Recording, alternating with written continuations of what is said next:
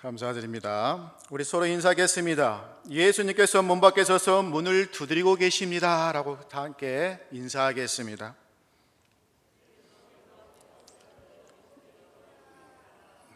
기도하시겠습니다.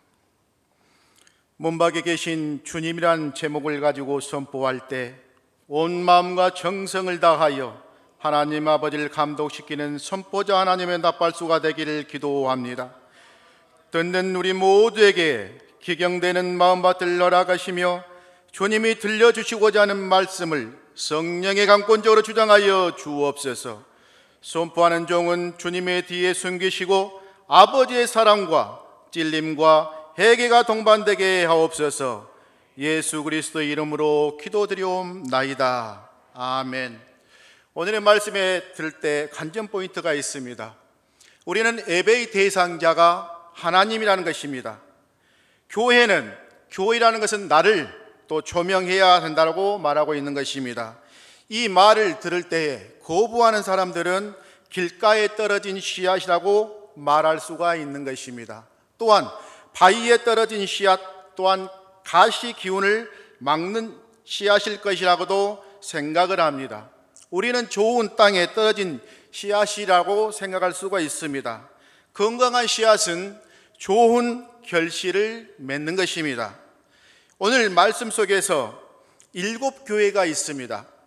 첫째는 에베소, 서바나, 버가모, 두아디라, 사대, 빌라델피아, 라오디게아 교회라는 교회가 있습니다. 여기에서 오늘 핵심의 말씀은 라오디게아 교회인데, 이 라오디게아 교회는 핵심은 백성의 정이라고 말합니다. 여러분, 라오디게아 교회의 긴급 뉴스 소식을 한번 들어볼까요? 그럼 라오디게아 동네를 한번 우리가 찾아가 보겠습니다. 라오디게아 교회는 주님을 향한 신앙이 참으로 미지근했습니다. 십자가를 향한 뜨거운 심령도 없었습니다. 또한 주의 사랑에 감격하는 눈물이 성도들의 눈물에 흐르지도 않았다는 것입니다. 주의 사랑에서 감격해서 뜨거운 마음이 없었다고 지금 말하고 있는 것입니다. 이곳에는 십자가의 감격이 없는 이 교회는 그 분위기가 참으로 냉랭했다고 말하고 있는 것입니다. 주님, 이런 교회를 향하여 내가 내 행위를 아노니 내가 차지도 아니하고 또 뜨겁지도 아니하도다. 내가 차든지 뜨겁든지 하기를 원하노라. 내가 이같이 미지근하여 뜨겁지도 아니하고 또 차지도 아니하니 내 입에서 너를 토하여 버리라고 말씀하고 계십니다. 이 라오디게아 교회는 외형적으로 참으나 부유한 교회였습니다. 오늘날 표준으로 말한다면 큰 교회당이 있습니다. 또 교인수도 참으로 많습니다. 또 시설도 좋은 아주 좋은 교회라고 말할 수가 있는 것입니다. 계시록 3장 17절에 보면은 내가 말하기를 나는 부자라 부유하고 부족한 것이 없다 하나 내 공고한 것과 가련한 것과 가난한 것과 눈먼 것과 벌거벗은 것을 알지 못한다라고 말하고 있는 것입니다. 이 라오디게아 교회에는 주님의 사랑을 회복하는 일이 최우선이었습니다. 또 사랑의 열심도 필요한 교회였습니다. 그러므로 계시록 3장 19절에는 무릇 내가 사랑한 자를 책망하여 징계하노니 그러므로라고 말하고 있습니다. 이 그러므로라는 것은 접속사를 이야기하고 있습니다. 원문에 이야기하면은 왜 그러냐면이라고 말하고 있는 것입니다. 내가 열심을 내라고 말씀하고 있는 것입니다. 열심을 내라, 주님의 명령이었습니다. 열심은 불이요 열심은 뜨거움이라고 말한 것입니다. 열심이 중요한 것은 증거요 기쁨이라고 말하고 있는 것입니다. 또한 열심은 확신이요 헌신의 결단이라고 말하고 있는 것입니다. 여기에서 계시록 3장 14절에 라오디게아 교회 사자에게 편지하라 아멘이시오 충성된 증인이시라고 말하고 있는 것입니다. 하나님의 창조의 근본이신 이가 이르시되 기록하고 있습니다. 여기서 배경 설명을 잠깐 하겠습니다. 라오디아 교회 지역은 3세기 중엽에 수리아 왕 안티오쿠스 2세가 건설한 도시였습니다. 안티오쿠스 2세가 보면은 자기의 아내가 있었습니다. 그 아내 이름이 라오디게라고 말합니다. 그래서 그 이름을 지명했던 곳이 라오디게라고 이렇게 명명을 했습니다. 라오디아 교회 도시에는 양모, 양털, 또 면직과 모직이 활발했던 그 도시였습니다. 또한 금융, 또 은행이 발달했습니다. 또 그리고 병원 산업이 굉장히 발달했습니다. 그곳에는 부가 축적되고 아주 잘 사는 도시라고 말하고 있는 것입니다. 계시록 3장 14절에 보면은 라오디아 교회 사자에게 편지하라, 아멘이요 충성되고 참된 증이라고 말하고 있는 것입니다. 여기에서 오늘 아멘이라는 뜻을 한번 알아갔으면 참 좋겠습니다. 아멘은 요한계시록에서 8번이 나옵니다. 노래 부분에서 3번, 결론 부분에서 3번, 중요한 사건이 성취된다는 약속에서 2번을 말하고 있는 것입니다. 여기에서 아멘이란 말은 진실하고 확실하고 견고한다라고 말하고 있습니다. 조금 핵심적으로 이야기한다면 진실하다, 공평하고 충성스럽고 신실하다, 확실하다. 우리는 절대적인 가치를 이야기하고 있습니다. 변하지 않는다고 이야기하고 있는 것입니다. 또한 견고하다, 불변, 지속된다, 영원한 하나님의 나라는 변하지 않는다라고 해서 전체적으로는 아우러지 이야기한다면 이것들이 아멘이라고 이야기하고 있는 것입니다. 계시록 3장 14절에 라오디아 교회 사자에게 편지하라, 아멘이요 충성되고 참된 증인이시라고 말하고 있는 것입니다. 충성되고 참된 증인이란 계시록 중심에 흐르는 중심에서 핵심을 가지고 있고 또한 곳곳을 이야기하고 있는 것입니다. 예수께서 충성된 증인이라고 말하고 있는 것은 순교당한 안디바가 있습니다. 버가모에 사는 아주 순교자 있는 충성스러운 증인, 버가모에서 안디바라는 사람을 이야기했을 때 충성됐다고 이야기하고 있는 것입니다. 또한 모든 성도들에게 충성되고 증인되길 원한다는 것입니다. 하나님의 창조는 근본이시가 이르시길 기록하고 있습니다. 여기에서 하나님의 창조이시다고 기록하고 있는 것은 창세기 1장 1절에 보면은 태초에 하나님이 창조하고 계시다라고 말하고 있는 것입니다. 여기에서 히브리어 이야기하면 어떤 내용이 나왔냐면 베레시트 바라 엘로임 하샤마이 베트 메추라고 나옵니다. 엘로임 우리 하나님을 이야기합니다. 하샤마임 하늘의 뜻입니다. 하늘의 하나님 우리를 통치하고 지켜보시고 전능적인 그분이 우리를 지켜주시고 있다는 것이 말하고 있는 것입니다. 여기서 핵심적인 게 있는데 근본이라는 이야기하고 있습니다. 근본은 히브리어로 아르케라고 이야기합니다. 아르케. 이것은 한번 공부할 부분이 있는데 시작, 기원, 시초, 처음, 태초, 본래라는 뜻을 이야기하고 있습니다. 다시 한번 더 하겠습니다. 근본은 히브리어로 보면 아르케라고 이야기합니다. 시작, 기원, 시초, 처음, 태초의 본래를 이야기하는 것을 근본의 하나님이라고 말하고 있는 것입니다. 이곳의 문자 그대로 이야기한다면 예수님 마치 하나님의 창조의 첫 번째 작품으로 생각할 수도 있는 것입니다. 그러면은 예수님이 피조물이냐 하는 질문도 할 수가 있습니다. 창조의 근본이라는 의미는 아버지와 함께 만드신 분이란 뜻입니다. 바로 예수님이 하나님을 드러내고 있는 이 사건을 말하고 있는 것입니다. 오늘의 본문에 보면은 문 밖에 서서 계신 주님이란 말씀을 제목을 가지고 여러분과 저와 이렇게 은혜를 나누기 위하여 이 말씀을 이렇게 제목을 잡았습니다. 라오디아 교회는 보내는 편지에서 라오디아 교회는 소아시아에서 내륙으로 발달한 관문이었습니다.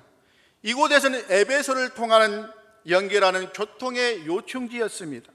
그리고 이곳에서는 무역이 활발했고 또한 양모 생산, 또한 의료 산업이 굉장히 발달해서 그 지역의 시민들은 부유한 생활을 하게 되었다는 거죠.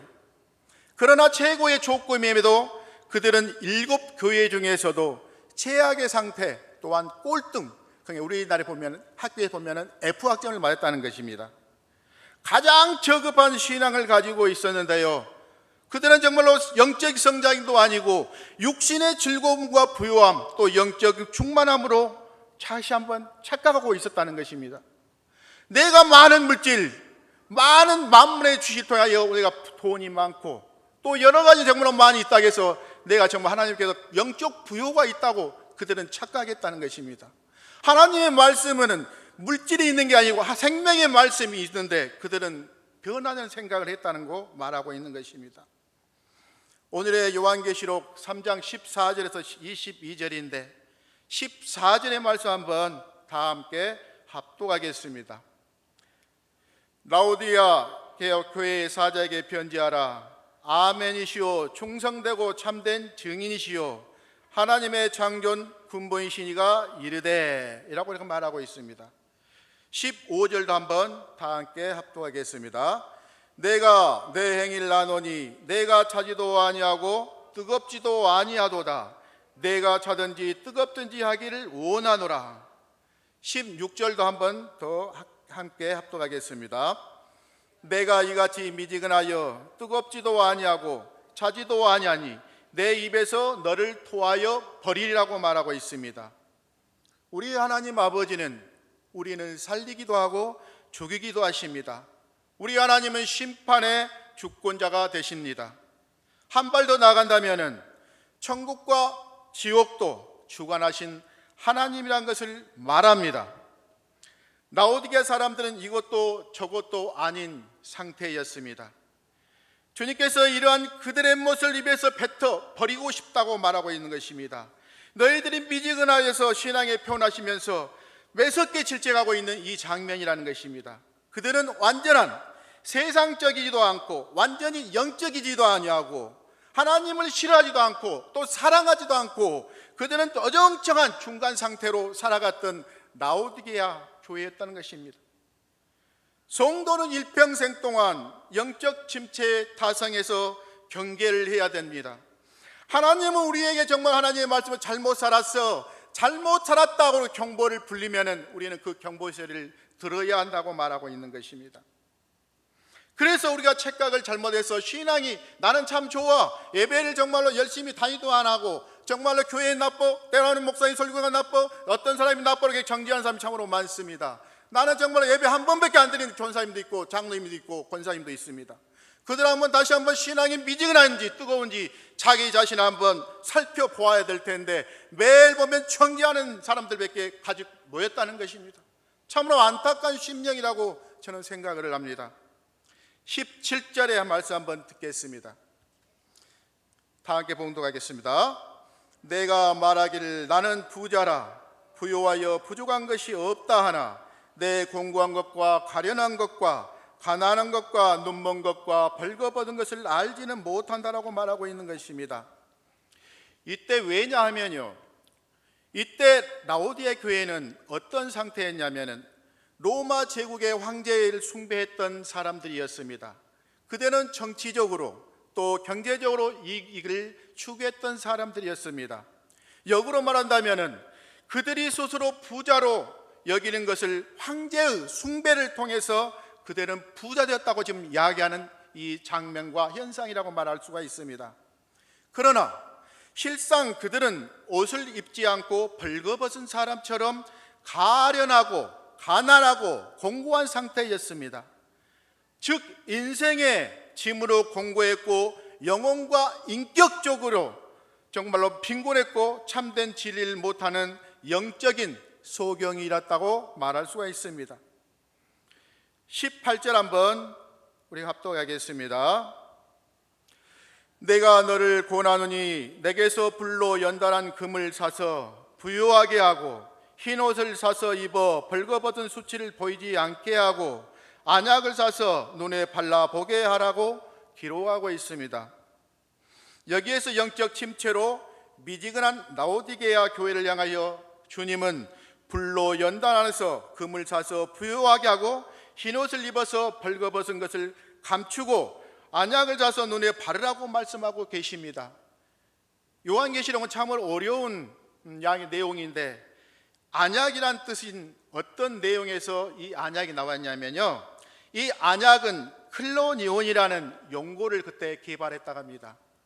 라오디아 지역에는 클로니온이라는 안약을 통해서 안약 제조를 하고 또 유명했다고 말하고 있습니다. 그때는 지금 보면 의학대학도 있고 굉장히 약학도 있었는데 이곳에는 안약 제조에 널리 분포돼서 학교가 그때는 세워졌다고 말하고 있습니다. 의료산이 너무 부강해서 도시가 나는 부자라고 이제 말하고 있는 이 장면의 도시라고 말할 수가 있습니다. 여기서 중요한 것이 있습니다. 금, 흰옷, 안약을 사라고 했습니다. 보통 우리가 보면은 이 금이라는 것은 믿음을 이야기하고 있습니다. 흰옷은 신앙과 구원을 이야기하고 있습니다. 안약은 영적인 눈을 이야기하고 있는 것입니다. 이것은 우리가 사람으로 살 수가 있는 것이 아무것도 없다고 이야기하고 있습니다. 계시록 3장 18절에 보니까 내게서라고 이야기하고 있습니다. 강조점을 주고 있습니다. 내게서, 즉 주님으로부터 구해야 한다고 말하고 있는 것입니다. 영적 치료는 인간에 있어서 만드는 게 아니고 하나님, 오직 주님으로 은혜로만 주어진다고 말하고 있는 것입니다. 우리는 하나님의 말씀을 듣지 아니고 세상에 쫓아다니면서 정말로 우리는 구원받았다고 이야기합니다. 구원은 미래적 사건을 이야기하고 있는 것입니다. 그들이 정말 하나님의 이름에 생명책에 이름이 적혀져 있을까요? 각자 한번 생각을 해보십시오. 정말로 내 이름이 하나님의 이름 생명책에 적혀져 있는지 않으면은 한 발은 세상, 한 발은 교회 다니는 사람이 있지 않나라고 생각을 합니다. 개인적으로 한번 고민해 보아야 할 것입니다. 19절에는 한번 읽겠습니다. 물은 내가 사랑하는 자를 책망하여 징계하노니 그러므로 내가 열심을 내라, 회개하라고 이야기하고 있습니다. 20절 한번 더 읽겠습니다. 볼지어다 내가 문밖에 서서 두드리노니 누구든지 내 음성을 듣고 문을 열면 내가 그에게로 들어가 그와 더불어 먹고 그는 나와 더불어 먹으리라. 자, 21절 한번 더 복독하겠습니다. 그에게 내가 내 보좌에 함께 앉게 하여 주기를 내가 이기고 아버지 보좌 함께 앉은 것과 같이 하리라. 자, 22절 마지막 장 읽겠습니다. 귀 있는 자는 성령이 교회들에게 하신 말씀을 들을지어다. 아멘. 자, 주님은 미지근하고 영적이고 매우 빈곤한 라오디게 성도들을 향하여 나는 사랑한다고 말씀하고 계십니다. 사랑하기 때문에 책망하고 또 사랑하기 때문에 징계한다는 것입니다. 열심을 내어서 너희들이 회개를 하고 하나님 앞에서 돌아오는 것입니다. 가던 길을 멈추려면 슈브라고 합니다. 가던 길을 멈추어서 다시 뒤로 돌아와서 주님 앞에 오는 것입니다. 전번에 이야기한 것처럼 슈바라고 이야기했습니다. 파색된 얘기인데 가던 길을 멈추고 여호와께로 돌아오십시오. 슈바라고 이야기하고 있는 것입니다. 이렇게 주님은 늘 문 밖에 서서 문을 두드리고 계십니다. 오래전부터 서 계셨고 지금도 계속해서 서 계신다는 것입니다. 그 대상은 우리라는 것입니다. 우리가 마음이 열지 않고 심령이 문을 열지 않기 때문에 주님은 날마다 서서 정말 우리 문을 열고 내 누구야, 아무야, 장로야, 권사야, 집사야, 너의 문을 활짝 열어서 나와 동행하고 나와 함께 먹고 나의 말씀 속에서 기쁨을 누리자 했는데 우리의 마음의 문을 열지를 않고 있다는 것입니다. 주님이 이렇게 극진한 사랑으로 회개하라고 강구하고 있는 것입니다. 끈질기게 우리 주님은 두드리고 계신다는 것입니다. 우리께 내가 정말 사랑하고 인내하면서 내가 널 부르고 있는데도 너의 문은 정말로 바위처럼 꽉 묶여서 그 문을 열지 아니하고 외타는 심령 하나님이 정말 부를 때 그 마음에 꽉 닫혀 있어서 주님은 눈물로 한숨 속에 외타는 심령으로 그 문을 열고 있다는 것입니다. 지난번에 제가 연합된 교회에 대해서 회개하라고 7번 이야기를 했습니다. 그렇지만 회개는 성경의 신구약에 보면 56번이 나옵니다. 구약에서 3번 나옵니다. 그리고 복음서에서 23번이 나옵니다. 구약에 보면 욥기, 시편, 에스겔에서 회개하라고 말씀하고 계십니다. 우리가 한번 마태복음 3장 2절부터 마태복음 4장 17절, 마가복음 6장 12절 한번 말씀 띄워주시면 보겠습니다. 다 함께 한번 읽겠습니다. 회개하라, 천국이 가까웠느니라 하였습니다. 세례 요한이 했습니다. 두 번째, 이때부터 예수께서 비로소 전파하여 이르시되 회개하라, 천국이 가까웠다고 했습니다.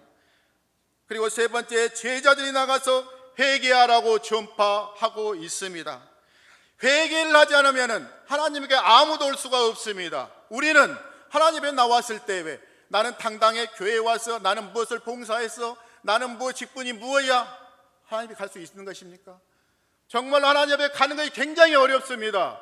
이스라엘 백성이 모래같이 네가 아무리 많다 할지라도 구원받은 백성은 분명히 적다고 했습니다. 그리고 마태복음에 나와 있습니다. 예수님이 말씀하고 계신다는 것입니다. 하나님의 가는 것이 참 쉬울 것 같다고 이야기하는데 사람들이 오해되는 게 참으로 많습니다. 날마다 하나님 앞에 나와서 기도하고 회개하고 내가 잘못해서 내가 정말 허물을 짓고 내 허물이 정말 잘못된 남의 허물을 보지 말고 내 마음에 정말 하나님 앞에 온전히 서지 못했는데 우리가 남을 정죄하기 보다도 나의 정말 통나무 같은 이 둘보가 너무 많다고 지금 말하고 있는데도 우리는 다른 사람의 잘못된 것만 바라보고 있는 것이죠. 너무나 안타까운 이야기잖아요. 죄인이 회개하고 주님을 받아들이면 주님이 주님 앞에 왔습니다. 왜 이제 왔어? 하고 주님은 이렇게 하지 않습니다. 내가 너무 기쁘다. 하나님에 보면 천사들아 와봐라. 저 누구가 정말로 회개하여 돌아왔으니 내가 너무 기뻐서 어쩔 줄 모르겠다고 우리 주님이 이렇게 말하고 계십니다. 라오디아 교회는 로마 시대 참으로 부유한 도시였습니다. 또 상업 도시였습니다. 이 지역에는 물이 너무나 좋지 않았습니다. 베니즐리란 주에서 위치한 히에라폴리스하고 파묵칼레로부터 통해서 온전수가 흘리게 되었습니다. 그것에서 공급받아서 목욕을 하고 또 치료용으로 썼던 골로새의 온천수가 참으로 좋았었습니다. 파묵칼레에는 칼슘으로 되어서 그 많은 온천수로 통해서 눈같이로 가득 이렇게 차워져 있습니다. 주님은 라오디게아 교회의 미지간 물처럼 아무 쓸데없이 돼버린다고 비유하고 있는 것입니다. 그래서 주님 입에서 교회를 토해버리겠다. 그 교회라는 것은 우리를 이야기하고 있는 것입니다. 우리가 정말 하나님의 말씀에서 교회에 와서 매일 이렇게 잘못됐다. 교회 와서 매일 잘못됐다. 너희들이 정말로 정죄하는 사람도 있습니다. 정말로 우리는 정죄할 거 아무것도 없습니다. 그저 우리는 기도만 하면 됩니다. 누가 잘못했고 저 사람의 허물 보지 마십시오. 우리가 씨앗을 보더라도 우리가 흙을 덮어야만은 이 씨앗이 납니다. 그런데 그 허물 다 버리고 덮이면은 태양을 보고 새가 쫓아먹고 하나님께 정말로 그들이 마음에 정말 잘할 수가 없는 그런 상태로 변한다는 거죠. 적용한다면은 내가 그동안 뜨겁지도 아니하고 차갑지도 않은 미지근한 상태였습니다. 신앙생활 내온 것은 아니고 깊이 생각을 또 해보아야 된다는 것입니다. 우리는 자연이 있습니다. 자연인은 신학적으로 보면 유기된 자라고 우리 목사님 늘 말씀해 주실 것입니다. 그들은 하나님과 관계가 없습니다, 사실. 그러나 우리는 종교인이 있습니다. 한 발은 교회, 한 발은 세상. 나 어느 큰 교회, 나 이 정도 교회 다녀. 문화적인 사람도 있습니다. 종교인이라고 합니다. 우리가 보면 한자로 이야기하면 기독교인이라 이야기합니다. 그런데 하나님께서는 예수님을 믿는 자, 예수님을 복종하는 사람을 제자라고 합니다. 여러분들 신자 되길 원한다고 합니다. 찬송가 463장에 보면 신자 되기 원합니다. 우리는 하나님의 신자 되길 원한다고 이야기했습니다.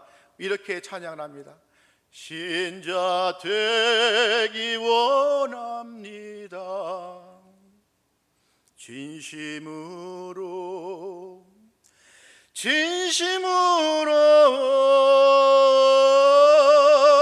신자 되기 원합니다. 진심으로 우리 하나님은 신자 되기를 원하는 사람을 부른다는 것입니다. 하나님한테 복종하고요, 예수님의 말씀의 제자가 되어서 나의 것은 없는 것입니다. 모세도 여호수아도 너희 신을 벗으라고 이야기했습니다. 예수님이 이 땅에 오실 때 너의 모든을 버리고 쫓이고 나의 십자가를 메고 쫓아가라고 했습니다. 우리는 내세울 것이 아무것도 없습니다. 우리가 처음에 영접할 때 우리는 모든 것이 우리 하나님의 나의 것이었습니다. 우리 하나님은 나의 감격이었습니다.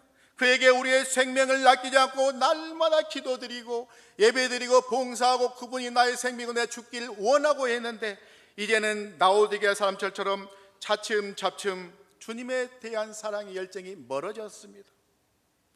우리는 마음 밖으로 주님을 항송하게도 멀리 버리셨다. 그리고 하나님께서 정말로 우리의 달마다 정말로 그 노크 소리를 들리지 못하고, 어떨 때는 기쁨도 있었고 어떤 때는 슬픔도 있었지만은 주님은 내가 원하는 방법으로 주지 않다고 이렇게 냉차게 버린 때는 우리가 인간이었습니다. 그렇지만 우리 주님은 한 번도 우리를 버리지 않았습니다. 우리를 마음밖에서 밀려나신 주님은 항송하게도 지금도 우리 마음밖에서 그대로 서 계신다는 것입니다. 우리 주님은 한 달이 지나고 또 두 달이 지나고 세 달이 지나고 1년이 지나고 10년이 지나도 우리 주님은 여전히 그곳에 서 계신다는 것입니다. 그분은 우리의 정말로 날마다 정말로 무릎을 꿇고 또한 하나님에 엎져서 옛다는 심령으로 창자에 끓은 이 심령으로 나를 위하여 기도하신 그 주님, 지금도 중보하고 계시고 있다는 것입니다. 여러분, 예루살렘 뜻이 아십니까? 에루라는 뜻은 근본, 태, 시라고 말합니다. 살렘이란 말은 평강의 마을, 평강의 소유라고 말합니다. 우리가 하나님에 있는 시온성에 있는 그 예루살렘 가기 위하여 하나님께서 우리를 부르시고 우리를 콜링하고 있다는 것입니다. 아가서 5장 8절 한번 다 함께 합독하겠습니다. 다 함께요. 예루살렘 딸들아, 너희에게 내가 부탁한다. 너희가 내 사랑하는 자를 만나거든 내가 사랑함으로 병이 낫다고 하려무나. 인간의 편에서 이야기하고 있습니다. 우리 주님께서는 우리를 부르시기 위하여 콜링하게 하여 그 뚝뚝뚝 때리면서 내가 널 좀 만나길 원하는데 좀 만나자 하면서 이 사랑할 병이 낫다고 이 말씀하고 있는 것입니다. 주님은 계속해서 문을 두드리고 계십니다. 오랫동안요, 또 오랫동안 여전히 우리를 사랑하셔서 안타까운 마음으로 또한 창자가 끊어진 심령으로 계속해서 문을 두드리고 계신다는 것입니다. 그러나 세상의 분주하고 잡다한 소리 때문에 우리는 주님의 문을 두드린 소리를 듣지를 못했다는 것입니다. 그러나 가끔은 그 문을 소리가 들렸던 때도 있었습니다. 또 세미한 음성도 들을 때가 있었습니다. 때로는 고요한 새벽 예배 때, 또 교회에 나와서 예배 드릴 때에, 예배 드리는 시간에 우리는 들어왔었습니다. 그러나 우리의 심령은 온갖 또 자만으로 가득 차서 주님의 말씀을 차츰차츰 멀리 밀어냈던 것이었습니다. 여전히 우리의 마음은 세상적이고 인간적이었다는 것입니다. 지금도 주님은 문 밖에 서서 계신다는 것입니다. 우리를 무시해야 되는데 우리가 주님을 무시했다는 것입니다. 주님이 우리를 버려야 하는데 우리가 주님을 버려했습니다. 우리 주님은 밤미세를 맞으면서 또 비바람을 맞으면서 시달리면서 주님은 계속해서 문 밖에서 두드리고 계신다는 것입니다. 간증 하나 하겠습니다. 제가 어떤 분이 이런 간증을 하더래요. 그분의 눈에는 환상이 보였답니다. 그들의 삶 속에서 교회에 나와서 목사님이 설교하는데 이런 이야기를 했대요. 목사님의 삶 속에서는 온전히 삶 속에 살지 아니하고 세상의 탐욕과 모든 것들을 가지고 하나님의 말씀을 선포할 때는 사랑해라, 욕심을 내지 마라, 탐욕을 내지 마라고 이렇게 목사님이 이렇게 설교를 했던 건데, 뒤에서 이런 이야기 했답니다. 저렇게 하면서 이렇게 욕을 했답니다.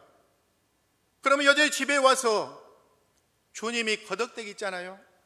엎드려서 기도를 한답니다. 저 불쌍한 용을 불쌍히 여겨달라고, 저의 죄를 알지 못한다고 그랬다고 합니다. 그러면 이분이 어떤 이야기는, 아이고 또 기도하고 있구만, 환상 중에 이야기합니다. 그리고 또 장로님을 보고 또 욕합니다. 아이고 저분은 직분만 있을 뿐이지 더럽고 추하고 바깥에 담배 피고 온갖 잡동사에 했더니 저 객진절에 욕을 하고 있답니다. 그러면 여전히 주님이 또 무릎 꿇고 엎드려 떠서 거적대기고 비 맞으면서도 정말로 외타는 심령으로, 장자가 끊어진 심령으로 개스나무에 눈물 흘리는 것처럼 그 생명을 기도하고 있다는 것입니다. 또 권사여지가 또 욕을 하고, 그리고 자기가 술을 먹고도 또 잘못된 것을 위해서 예수님이 이런 이야기를 했답니다. 너는 저 사람보다 깨끗하냐? 너는 저보다 온전했냐? 그랬지만은 자기는 아니다고 그렇게 변명을 했다고 합니다. 그러나 차츰차츰 주님이 그 마음의 문을 열니, 그 마음에 생명의 말씀이 떨어지니 이제는 나는 유구무원이라고 합니다. 나는 목사님이 어떤 장로님이 뭐래, 권사님이 뭐라고, 안수집사님이고 모든 집사가 뭐라 할지라도 나는 유구무원, 말할 수가 없다. 나의 죄가 너무 많기 때문에 나를 바라보는 거죠. 남보다도 나 지금 죄 많은 것을 찾아보기도 너무 힘들다 이 말이죠. 근데 그곳에서 자기를 발견했던 것입니다. 그래서 이분은 지금은 마음이 돌이켜서 이제는 내가 선교에 앞장서서 주의 일을 하겠다고 이렇게 말을 하더군요. 참으로 좋은 이야기를 이렇게 들었는데 참 기쁘던 이야기도 하더라고요. 계시록 3장 20절에 볼지어다 내가 문밖에 서서 두드리노니 누구든지 내 음성을 듣고 열면이라고 했습니다. 그렇습니다. 우리 사랑하는 성도님들, 우리의 문을 여시길 바랍니다. 오늘 말씀이 참 많은데 주님은 하나님이 어떻게 내려오셨는지 우리를 배우라고 합니다. 우리에게 자신의 구의를 보여주셨습니다. 또 인간이 어떻게 하나님 나라에 올라가고 있을 수 있는지 우리에게 십자가를 우리에게 남겨주셨습니다. 주님의 모든 생각과 감정하신 모든 행동, 모든 중보기도, 이 모든 것이 다 우리를 위한 것이었습니다. 주님은 자신의 생의 모든 수고를 통해서 천국에 있는 자신의 모든 유산을 우리의 기업으로 물려줬다고 말하고 있는 것입니다. 주님은 예전부터 지금까지 우리의 것이었습니다. 또 만왕의 왕이요 열방의 주로서 참되시고 유일한 주권자이신 우리 주 예수 그리스도를 인식되고 조금도 부끄러워하지 않아야 된다는 것입니다. 이런 모습을 모시고 이런 주님을 모시고 주님과 고통하며 살면은 주님의 것이 다 우리의 것입니다. 아가서 8장 6절 한번 다 함께 봉독하겠습니다. 너는 나를 도장같이 마음에 품고 도장같이 팔에 두라. 사랑은 죽음같이 강하고 질투는 소울같이 완이라며 불길같이 일어나니 그 기세가 여호와의 불과 같으니라. 오늘의 말씀에 적용을 해보겠습니다. 우리는 시시때때로 그분의 사랑을 다시 한번 돌아보고 점검을 해보아야 됩니다. 그보다 더 시급한 것은 없습니다. 나에게 주님보다 더 사랑하는 것이 있습니까? 그것이 무엇입니까? 또 본인은 알 것입니다. 오늘의 결론 부분에서 오늘 사는 우리에게 가장 좋은 것, 가장 귀한 것을 주시려고 오신 주님을 여러분들이 영접합시다. 그분의 교제를 회복합시다. 그분과의 진정한 사랑, 교제로 말미암아 주시는 모든 것을 우리 성도님 다 퍼다 누리고 저와 여러분이 되기를 소망합니다. 기도하겠습니다. 미지능한 신앙을 가진 라오디게아 교회가 제 자신의 영적 상태는 아닌지요 반성하고 회개합니다. 죽을 수밖에 없었던 저를 살리시고 독생자이신 하나님 아들을 보내셔서 죄로 물든 저를 살리시고 자녀 삼아 주신 그 첫사랑으로 뜨거운 눈물 흘리며 회개의 눈물로 회복하게 하옵소서. 날마다 말씀을 받아 성령에 충만되고 영안이 회복되어 영적 가난으로 벗어버리고 참되신 주님의 부요를 누리고 세상으로 복음 증거의 빛을 비추며 참되신 그리스도의 사랑을 성실히 실천하여 주위의 관계에 형성된 모든 사람들을 살리는 도구로 사용하여 주옵소서. 예수님 이름으로 기도드리옵나이다. 아멘. 찬송가